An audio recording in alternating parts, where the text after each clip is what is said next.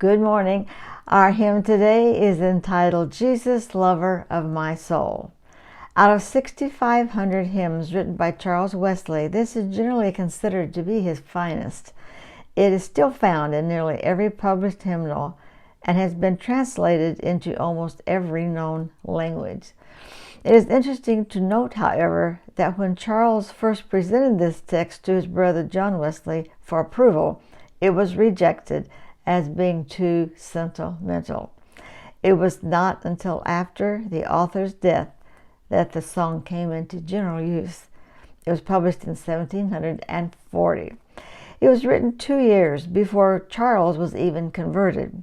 He was crossing the Atlantic when a storm arose, and he immediately became terrified. It was taking 4 men to continue to pump out water in order to keep them from sinking. He tried to lay down and sleep through it, but that wasn't possible.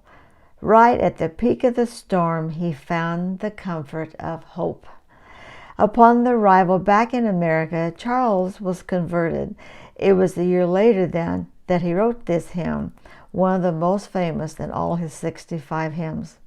The last stanza in this hymn relates about the storms of life and a safe refuge that we have in Jesus Christ. While preaching in Wales, Charles met Sally Gwynn and wanted to get married, but was virtually penniless with no means to support a wife.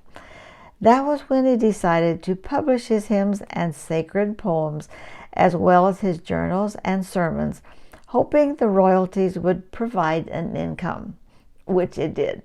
They were married on April the 8th, 1749. Today we are blessed to have the scripture promise in Hebrews 13:5 and 6, which states, "For he himself has said, I will never leave you nor forsake you." So we may boldly say, "The Lord is my helper. I will not fear. What can man do to me?" If you are a follower of Christ, you can take this promise and face any conflict that may come across your path. God will never leave you.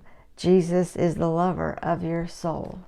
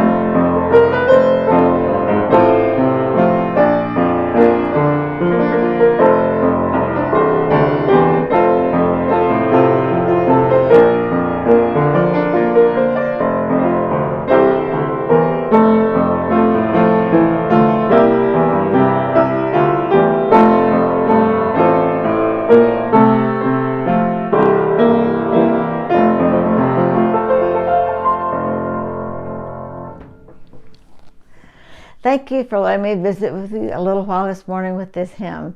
And if you will, please, why don't you share it to your friends? Let's get the word out to more people for them to know that Jesus is the lover of their soul.